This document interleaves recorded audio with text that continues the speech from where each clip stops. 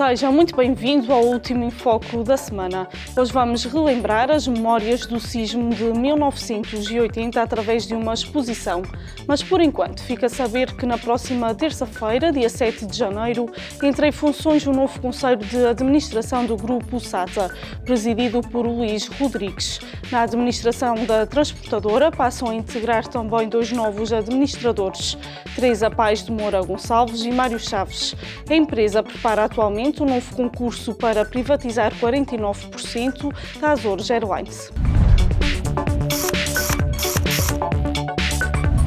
Depois do período inicial experimental, a Câmara Municipal da Praia da Vitória promove a partir da próxima segunda-feira, dia 6 de janeiro, novas alterações no circuito do Praia da Vitória Bus. A nova rota passa a abranger as zonas do Valfarto e Estrada 25 de Abril, mas também elimina a paragem do aeroporto devido à reivindicação dos taxistas do concelho. Com o início e o fim do circuito, nos apartamentos do Valfarto, são criadas mais 10 paragens. E o serviço passa a funcionar a partir das 7 da manhã até às 18 horas de segunda a sexta-feira.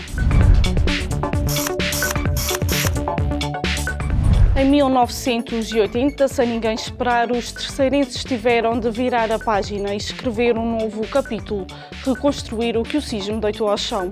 Hoje é possível conhecer mais sobre a história através da exposição 40 anos do sismo de 1 de janeiro de 1980, Memórias de uma Tragédia.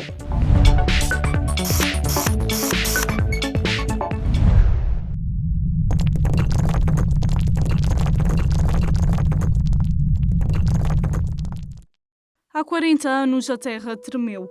Não era um domingo comum, era o primeiro dia de 1980. O relógio marcava as 15 horas e 42 minutos. Um dos maiores sismos a nível nacional afetou os Açores, em concreto a Ilha Terceira, deixando um rastro de destruição e vítimas que jamais serão esquecidas. 73 mortos, mais de 400 feridos e cerca de 20 mil desalojados. Ainda tinha 8 anos, a caminho dos 9, portanto era um miúdo, e tenho bastante presente o que aconteceu naquele dia, e mais ainda o que aconteceu depois. Mas naquele dia eu na altura vivia na base e pronto, era feriado, além de estarmos de férias era feriado e era dia de ano novo. Os pais tinham ido para a festa no dia anterior e nós, lembro-me de depois do almoço, termos ido todos, os miúdos, brincar para o Parque de Oficiais na altura.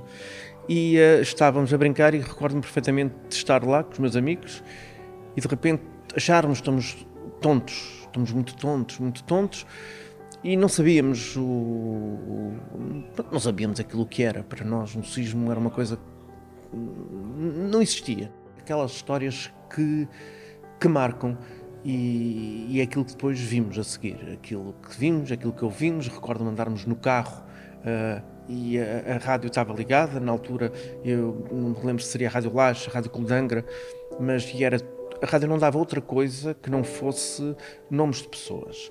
E passavam o tempo todo e as pessoas diziam o seu nome e diziam Paulo não sei quê, nós estamos bem. Porque eram as famílias, principalmente imigrantes nos Estados Unidos e no Canadá e no continente também, e até das outras ilhas, que telefonavam para a rádio a perguntar informações das pessoas e depois, não sei como é que isso era resolvido.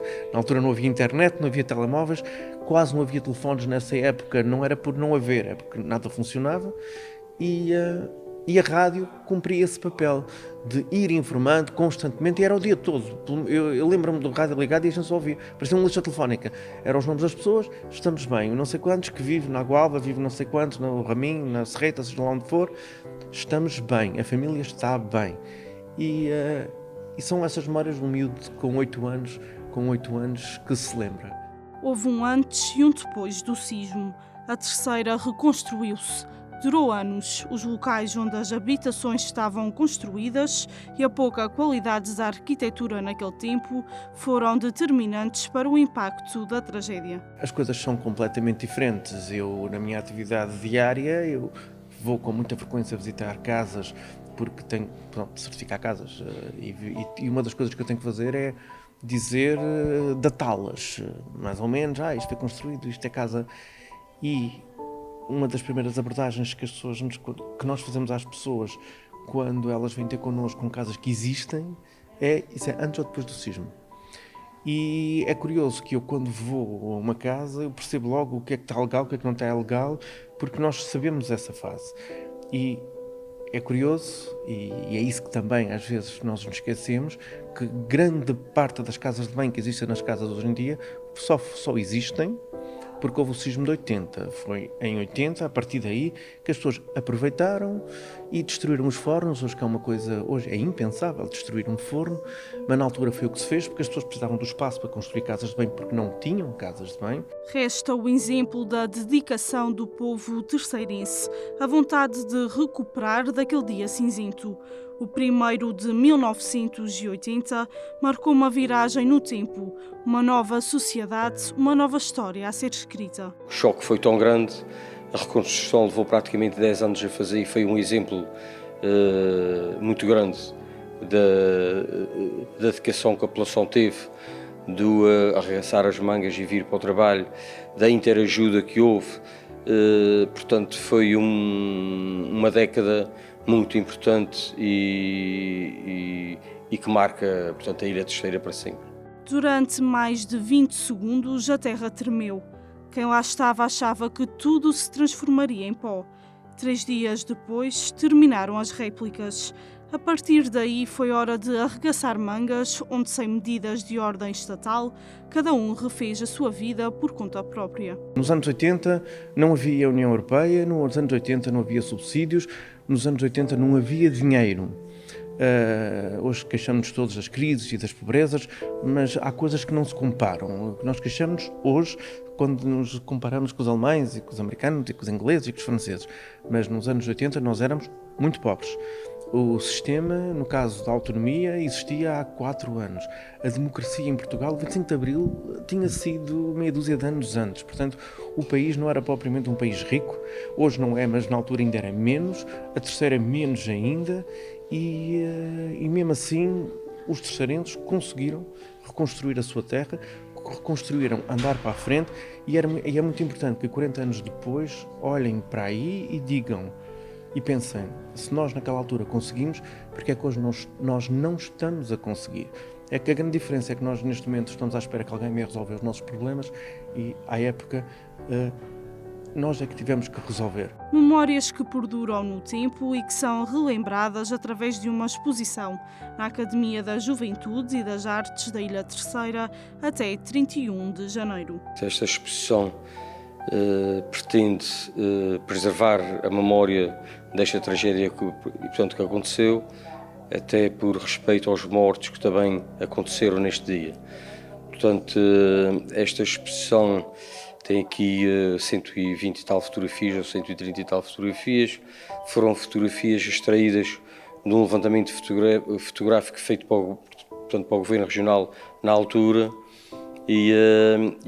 Portanto, escolhemos as fotografias e pedimos ao Arquivo de Angra, à Biblioteca e Arquivo Regional, os jornais da época, portanto, da altura, e pedimos também ao Observatório Meteorológico José Agostinho uma peça que registava os sismos na altura também, para podermos mostrar aqui o que era ou aquilo que aconteceu naquele dia e que, de uma forma geral, mudou a Ilha Terceira.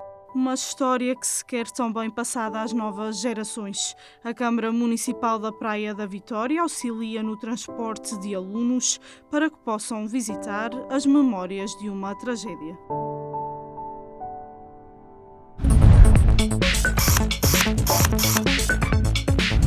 E antes de nos despedirmos, fica a saber que segunda-feira, dia 6 de janeiro, a Câmara do Comércio de Angra do Heroísmo promove atividades no âmbito do Dia de Reis. O comércio local está aberto até às 19 horas com promoções especiais, devido à iniciativa Descontos de Rei. E é assim que nos despedimos por esta semana. Voltamos segunda-feira. Até lá, tenham um bom fim de semana.